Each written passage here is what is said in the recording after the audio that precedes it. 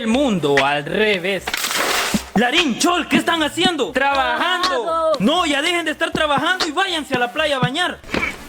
¡No queremos! ¡No queremos! ¿Cómo que no van a querer? Tengan, aquí está el bloqueador. Está bien. Está bien. Y tengan, llévense estos flotadores para que se diviertan. Uno para cada uno. ¿Y con qué los vamos a inflar? Para eso les voy a dar esta máquina para inflar flotadores. Está bien. Nosotros no queríamos ir a la playa, nosotros queríamos trabajar. Así me gusta. ¿Qué son esas cosas de andar trabajando?